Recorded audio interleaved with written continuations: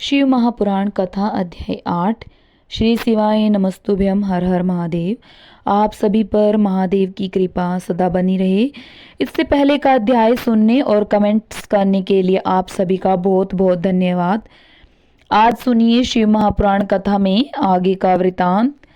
सूत जी कहते हैं, हम ऋषियों ब्रह्मा जी के द्वारा कही हुई कथा को सुनकर नारद जी आश्चर्यचकित हो गए तथा उन्होंने ब्रह्मा जी से पूछा कि भगवान विष्णु जी शिव जी को छोड़कर अन्य देवताओं के साथ दक्ष के यज्ञ में क्यों चले गए? क्या वे अद्भुत पराक्रम वाले भगवान शिव को नहीं जानते थे? क्यों श्री हरि ने रुद्रगणों के साथ युद्ध किया?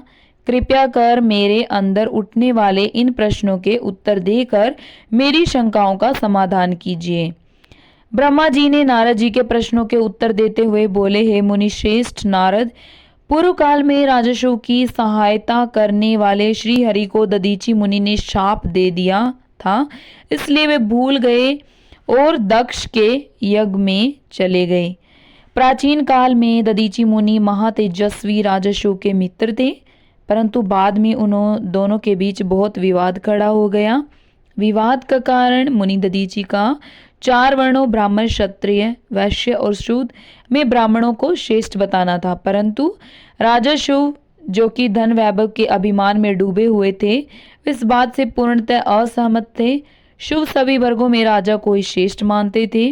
राजा को सर्वश्रेष्ठ और सर्ववेदमय माना जाता है, यह श्रुति भी कहती है, इसलिए ब्राह्मण से ज्यादा राजा श्रेष्ठ हैं। हे दधीचि, आप मेरे लिए आदरणीय हैं। राजसु के कथन को सुनकर दधीचि को क्रोध आ गया। उन्होंने इसे अपना अपमान समझा और शु के सिर पर मुक्के का प्रहार कर दिया। दधीचि के इस व्यवहार से मद में चूर शु को और अधिक क्रोध आ गया। उन्होंने वज्र से दधीचि पर प्रहार कर दिया। वज्र से घायल हुए दधीचि मुनि ने पृथ्वी पर गिरते हुए योगी शंकराचार्य का स्मरण किया। शुक्राचार्य ने तुरंत आकर दधीचि मुनि के शरीर को पूर्ववत कर दिया। शुक्राचार्य ने दधीचि से कहा कि मैं तुम्हें महामृत्युंजय का मंत्र प्रदान करता हूँ।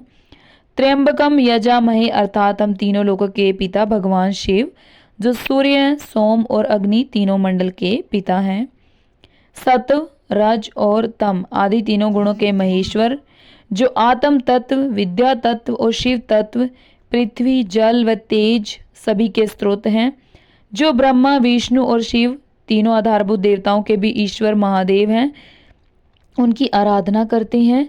सुगंधिम पुष्टि वर्धनम, अर्थात जिस प्रकार फूलों में खुशबू होती है, उसी प्रकार भगवान शिव भूतों में, गुणों में, सभी कार्यों में, इंद्रियों में, अन्य देवताओं में और अपने प्रिय गणों में सारभूत आत्मा के रूप में समाये हैं।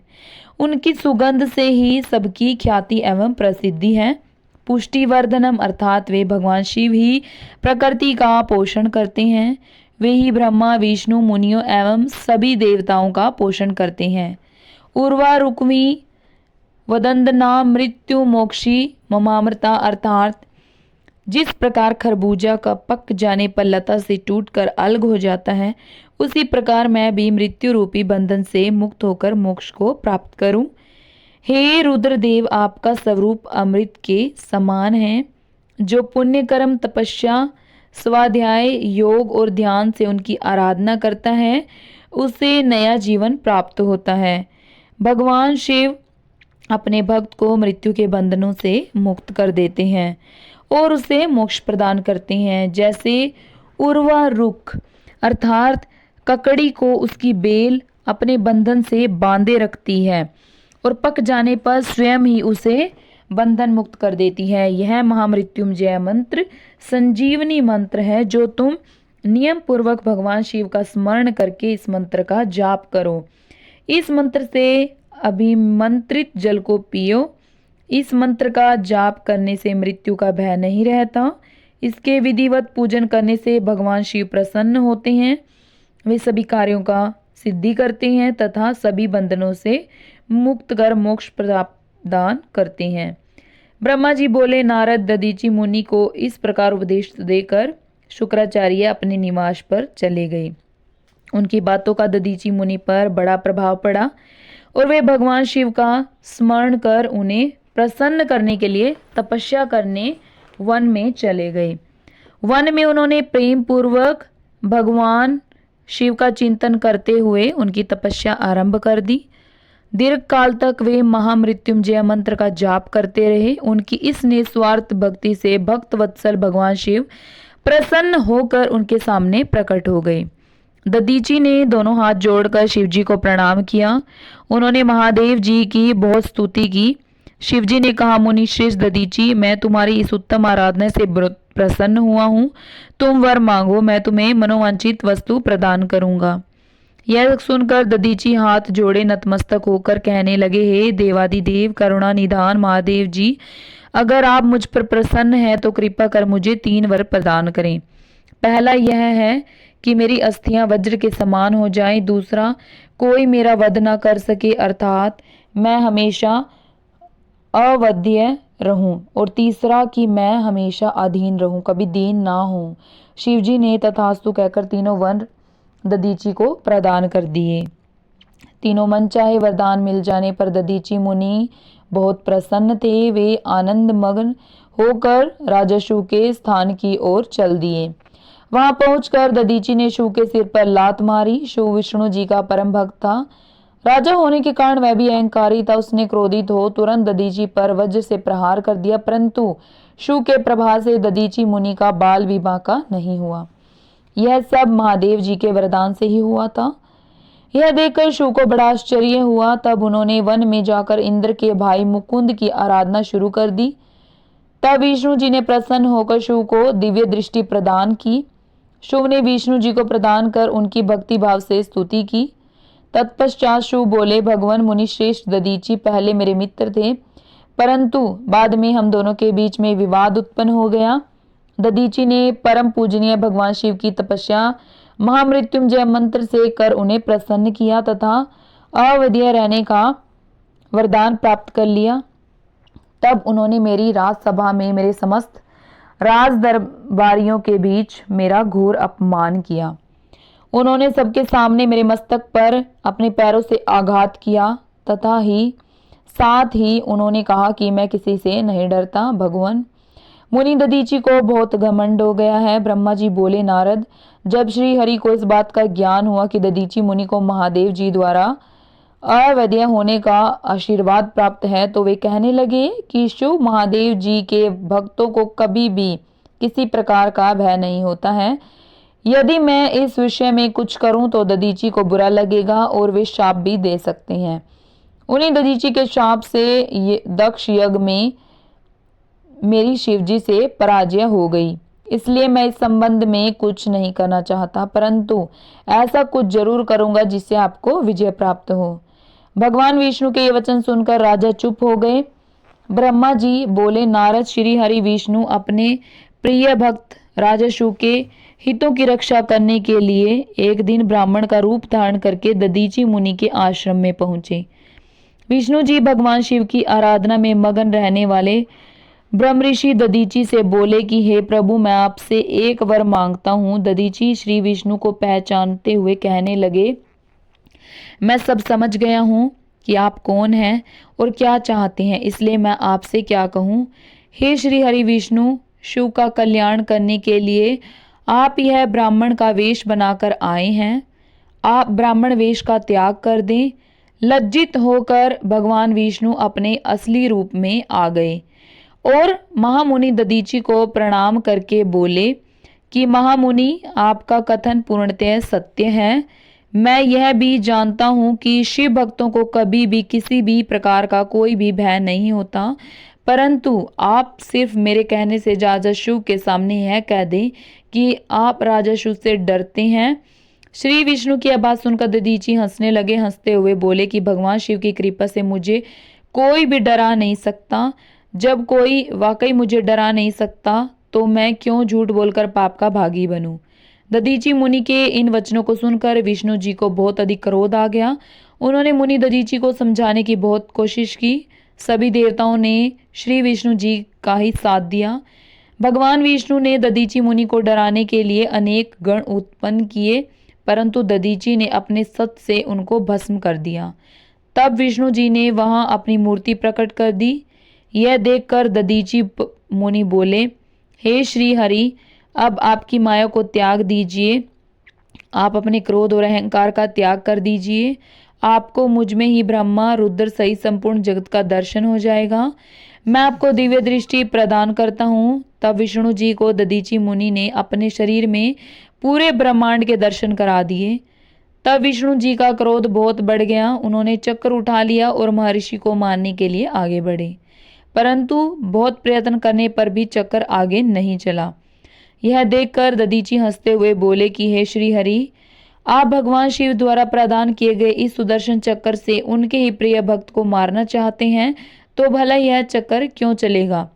शिव जी द्वारा दिए गए अस्त्र से आप उनके भक्तों का विनाश किसी भी तरह नहीं कर सकते, परंतु फिर भी यदि आप मुझे मारना चाहते हैं तो ब्रह्मास्त्र आदि का प्रयोग कीजिए।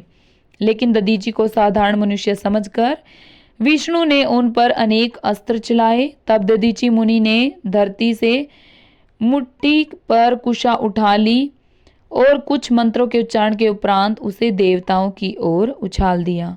वे कुशाएं कालाग्नि के रूप में परिवर्तित हो गई, जिसमें देवताओं द्वारा छोड़े गए सभी अस्त्र शस्त्र जलकर भस्म हो गए।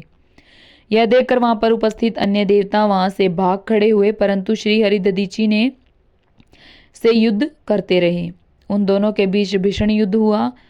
तब मैं अर्थात ब्रह्मा राजशु को साथ लेकर उस स्थान पर आया जहां उन दोनों के बीच युद्ध चल रहा था।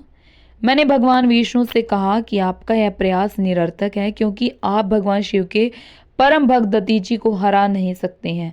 यह सुनकर विष्णु जी शांत हो गए। उन्होंने दधीचि मुनि को प्रणाम किया। तब राजा शिव भी दोनों हाथ जोड़कर मुनि दधीचि को प्रणाम करके उनकी स्तुति करने लगे, उनसे माफी मांगने लगे और कहने लगे कि प्रभु आप मुझ पर कृपा दृष्टि रखिए।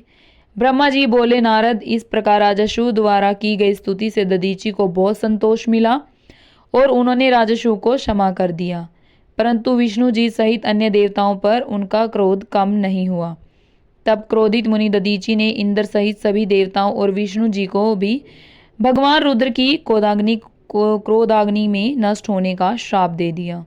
इसके बाद राजा शिव ने दधीचि को पुनः नमस्कार कर उनकी आराधना की और फिर वे अपने राज्य की ओर चल दिए। राजा शिव के वहां से चले जाने के पश्चात इंद्र सहित सभी देवगणों ने भी अपने अपने धाम की ओर प्रस्थान किया। तदुपरांत श्री हरि विष्णु भी बैकुंठ धाम को चले गए। तब वह पुण्य स्थान थानेश्वर नामक तीर्थ के रूप में विख्यात हुआ। इस तीर्थ के दर्शन से भगवान शिव का स्नेह और कृपा प्राप्त होती है। हे नारद, इस प्रकार मैंने तुम्हें यह पूरी अमृत कथा का वर्णन सुनाया। जो मनुष्य शिव और दधीचि के विवाद से संबंधित इस प्रसंग को प्रतिदिन सुनता है वह अपमृत्यु को जीत लेता है तथा मरने के बाद सीधा स्वर्ग को जाता है। इसका पाठ करने से युद्ध में मृत्यु का भय दूर हो जाता है तथा निश्चित रूप से विजय श्री की प्राप्ति होती है। नारद जी ने कहा, हे महाभाग्य, हे विधाता महाप्राण, आप शिव तत्व का ज्ञान रखते हैं। आपने मुझ पर बड़ी कृपा की, इस अमृतमयी कथा का श्रवण मुझे कराया। मैं आपका बहुत बहुत धन्यवाद करता हूँ। हे प्रभु, अब मुझे यह बताइए कि जब वीरभद्र ने दक्ष के यज्ञ का विनाश कर दिया और उनका वध करके कैलाश पर्वत को चले गए, तब क्या हुआ। ब्रह्मा जी बोले, हे मुनि श्रेष्ठ नारद, जब भगवान शिव जी द्वारा भेजी गई उनकी विशाल सेना ने यज्ञ में उपस्थित सभी देवताओं और ऋषियों को पराजित कर दिया और उन्हें पीट पीट कर वहां से भाग जाने को मजबूर कर दिया, तो वे सभी वहां से भागकर मेरे पास आ गए। उन्होंने मुझे प्रणाम करके मेरी स्तुति की तथा वहां का सारा वृत्तांत मुझे सुनाया। तब अपने पुत्र दक्ष की मुझे बहुत चिंता होने लगी और मेरा दिल पुत्र शोक के कारण व्यथित हो गया। तत्पश्चात मैंने श्री हरि का स्मरण किया और अन्य देवताओं और ऋषि मुनियों को साथ लेकर वैकुंठ लोक गया।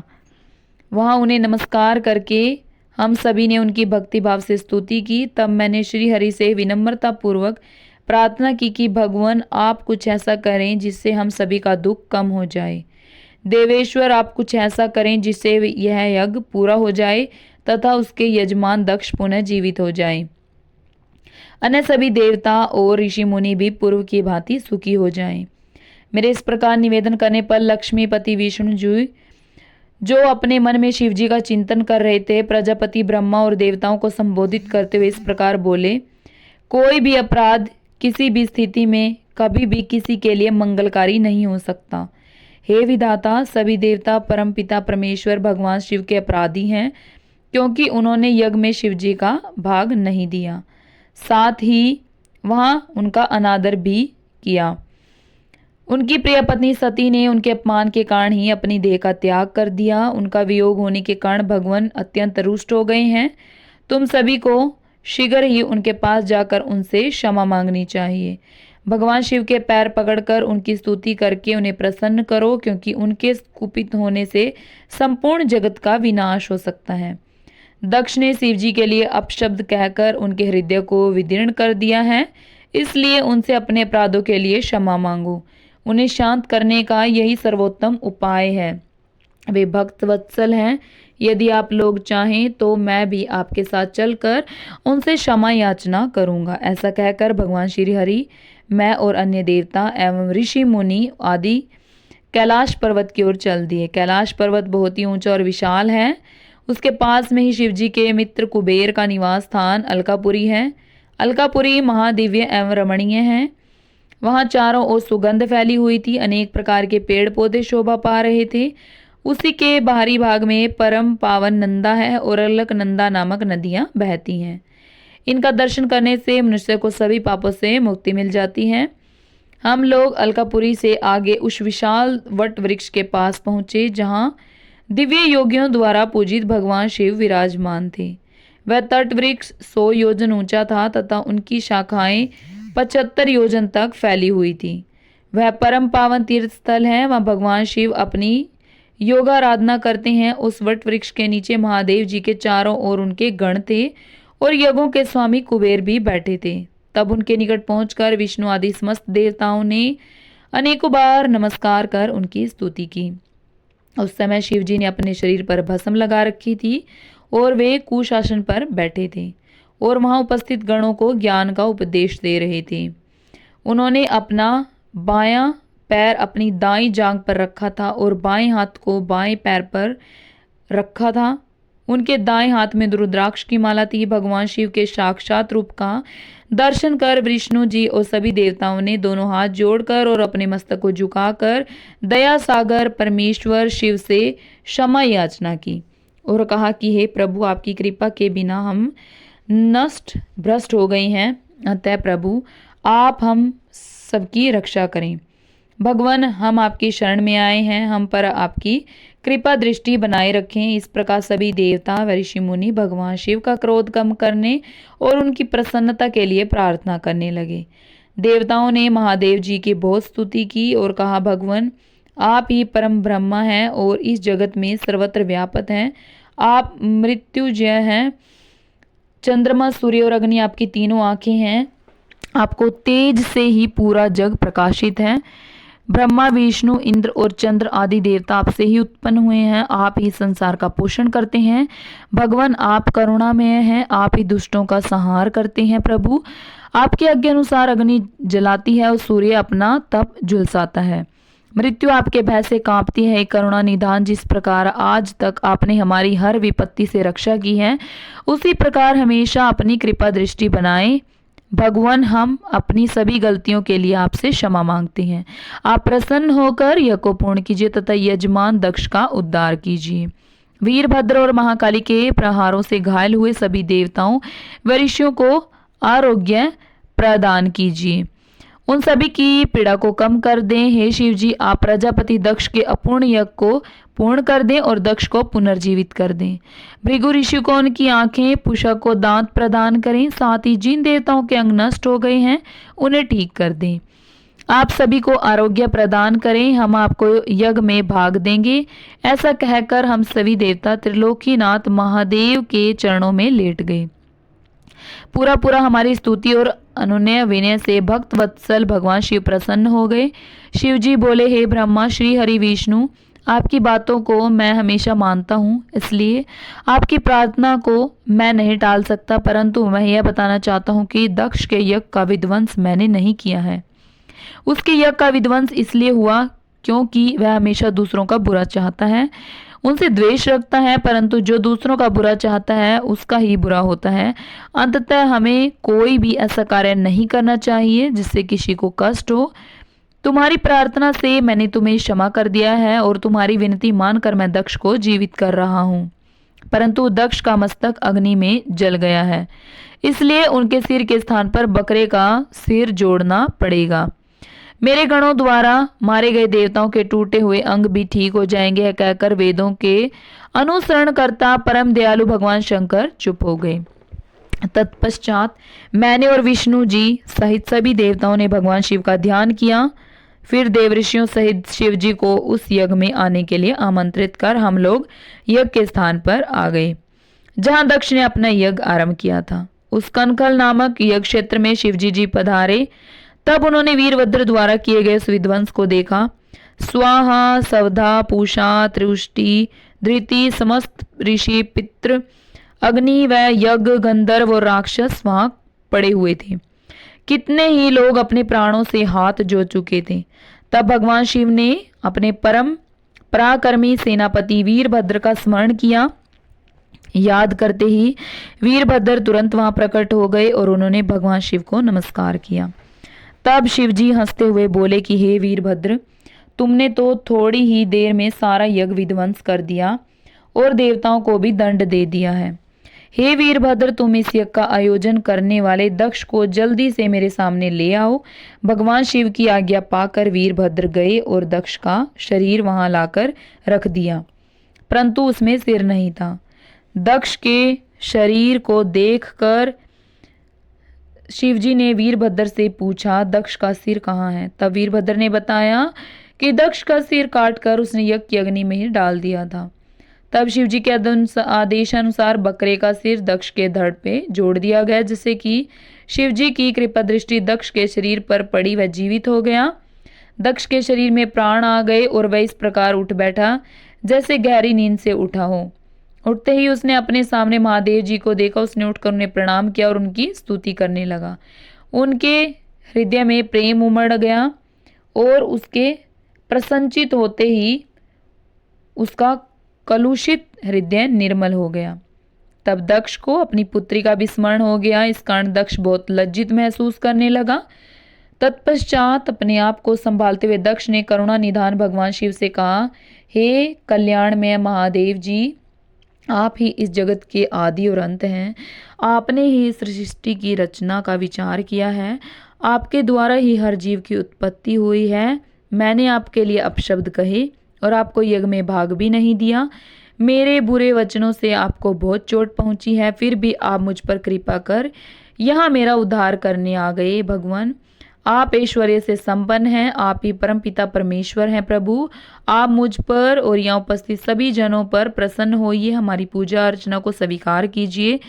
ब्रह्मा जी बोले, हे नारद, इस प्रकार भगवान शिव की स्तुति करते हुए दक्ष चुप हो गए। तब श्री हरि विष्णु जी ने भगवान शिव की बहुत स्तुति की। तत्पश्चात मैंने भी महादेव जी की बहुत स्तुति की। भगवान, आपने मेरे पुत्र दक्ष पर अपनी कृपा दृष्टि और उसका उद्धार किया।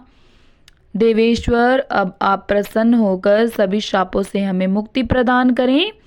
हे महामुनि, इस प्रकार मैं महादेव जी की स्तुति करके दोनों हाथ जोड़कर और सिर झुकाकर खड़ा हो गया। हम सभी देवगणों की स्तुति सुनकर भगवान शिव प्रसन्न हो गए और उनका मुख खिल उठा।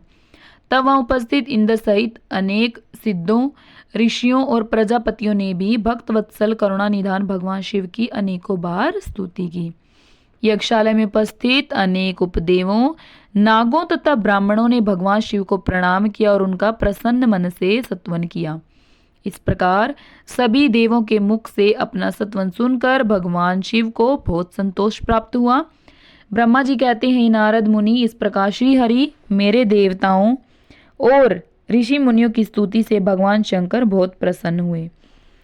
वे हम सबको कृपा दृष्टि से देखते हुए बोले, प्रजापति दक्ष, मैं तुम सभी पर प्रसन्न हूँ। मेरा अस्तित्व तो सबसे अलग है। मैं स्वतंत्र ईश्वर हूँ, फिर भी मैं सदैव अपने भक्तों के अधीन ही रहता हूँ। 4 प्रकार के पुण्यात्मा मनुष्य ही मेरा भजन करते हैं। उनमें पहला आर्त्र, दूसरा जिज्ञासु, तीसरा अर्थार्थी और चौथा ज्ञानी है। परंतु ज्ञानी को ही मेरा खास सानिध्य प्राप्त होता है, उसे मेरा ही स्वरूप माना जाता है। वेदों को जानने वाले परम ज्ञानी ही मेरे स्वरूप को जानकर मुझे समझ सकते हैं। जो मनुष्य कर्मों के अधीन रहते हैं वे मेरे स्वरूप को नहीं पा सकते।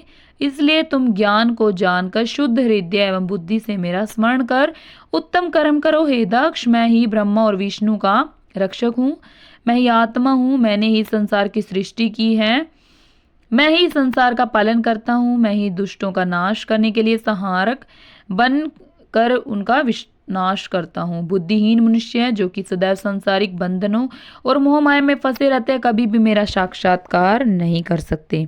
मेरे भक्त सदैव मेरे ही स्वरूप का चिंतन और ध्यान करते हैं। हम तीनों अर्थात ब्रह्मा, विष्णु और रुद्रदेव एक ही हैं। जो मनुष्य हमें अलग न मानकर हमारा एक ही स्वरूप मानता है उसे सुख, शांति और समृद्धि की प्राप्ति होती है। परंतु जो अज्ञानी मनुष्य हम तीनों को अलग अलग मानकर हमें भेदभाव करते हैं वे नरक के भागी होते हैं। हे प्रजापति दक्ष, यदि कोई श्री हरि का परम भक्त मेरी निंदा या आलोचना करेगा या मेरा भक्त होकर ब्रह्मा और विष्णु का अपमान करेगा, उसे निश्चय ही मेरे कोप का भागी होना पड़ेगा। तुम्हें दिए गए सभी श्राप उसको लग जाएंगे। भगवान शिव के इन वचनों को सुनकर सभी देवताओं, ऋषियों, मुनियों तथा श्रेष्ठ विद्वानों को हर्ष हुआ तथा दक्ष भी प्रभु की आज्ञा मानकर अपने परिवार सहित शिव जी की भक्ति में मगन हो गया। सब देवता भी महादेव जी का ही गुणगान करने लगे। वे शिव भक्त में ही लीन हो गए और उनके भक्तजनों को गाने लगे। इस प्रकार जिसने जिस प्रकार से भगवान शिव की स्तुति और आराधना की, भगवान शिव ने प्रसन्नता पूर्वक उसे ऐसा ही वरदान प्रदान किया। तत्पश्चात भक्त वत्सल भगवान शंकर जी से आज्ञा लेकर प्रजापति दक्ष ने अपना यज्ञ पुनः आरंभ किया और उस यज्ञ में उन्होंने सर्वप्रथम शिव जी का भाग दिया। सब देवताओं को भी उचित भाग दिया गया। यज्ञ में उपस्थित सभी ब्राह्मणों को दक्ष ने सामर्थ्य के अनुसार दान दिया। महादेव जी का गुणगान करते हुए दक्ष ने यज्ञ के सभी कर्मों को भक्ति पूर्वक संपन्न किया। इस प्रकार सभी देवताओं, मुनियों और ऋत्विजों के सहयोग से दक्ष का यज्ञ सानंद संपन्न हुआ। तत्पश्चात सभी देवताओं और ऋषि मुनियों ने महादेव जी के यश का ज्ञान किया और अपने अपने निवास की ओर चल दिए। वहां उपस्थित अन्य लोगों ने भी शिव जी से आज्ञा मांगकर उन्हें वहां से प्रस्थान किया। तब मैं और विष्णु जी शिव वंदना करते हुए अपने अपने लोक को चले दिए। दक्ष ने करुणा निधान भगवान शिव की अनेकों बार स्तुति की और शिव जी को बहुत सम्मान दिया। तब वे भी प्रसन्न होकर अपने गणों को साथ लेकर कैलाश पर्वत पर चल दिए। कैलाश पर्वत पर पहुंचकर शिव जी को अपनी प्रिय पत्नी देवी सती की याद आने लगी। महादेव जी ने वहां उपस्थित गणों से उनके बारे में अनेकों बातें की।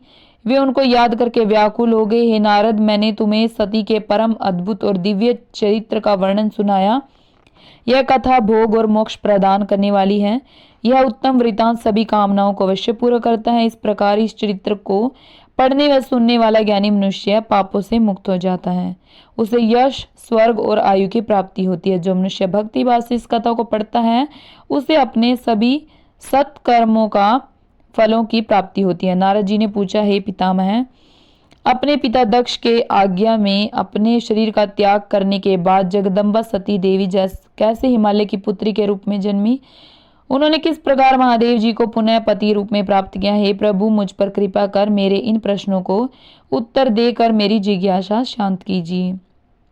ब्रह्मा जी उत्तर देते हुए बोले, हे मुनि श्रेष्ठ नारद, उत्तर दिशा की ओर हिमवान नामक विशाल पर्वत है। यह पर्वत तेजस्वी और समृद्ध है तथा दो रूपों में प्रसिद्ध है, पहला स्थावर और दूसरा जंगम। उस पर्वत पर रत्नों की खान है। इस पर्वत के पूर्वी और पश्चिमी भाग समुद्र से लगे हुए हैं। हिमवान पर्वत पर अनेक प्रकार के जीव जंतु निर्भय होकर निवास करते हैं। हिम के विशाल भंडार पर्वत की शोभा बढ़ाते हैं। अनेक देवता, ऋषि मुनि और सिद्ध पुरुष उस पर्वत पर निवास करते हैं। हिमवान पर्वत पवित्र और पावन है। अनेक ज्ञानी और साधु संतों की तपस्या इस स्थान पर सफल हुई है। भगवान शिव को यह पर्वत अत्यंत प्रिय है क्योंकि इस पर प्रकृति का हरा रंग देखने को मिलता है। एक बार की बात है, गिरिवर हिमवान ने अपने कुल की परंपरा को आगे बढ़ाने तथा धर्म की वृद्धि कर अपने पितरों को संतुष्ट करने के लिए विवाह करने के विषय में सोचा। जब हिमवान ने विवाह करने का पूरा मन बना लिया तब वे देवताओं के पास गए और उन देवताओं से बड़े संकोच के साथ अपने विवाह करने की इच्छा बताई। तब देवता प्रसन्न होकर अपने पितरों के पास गए और प्रणाम कर एक और खड़े हो गए।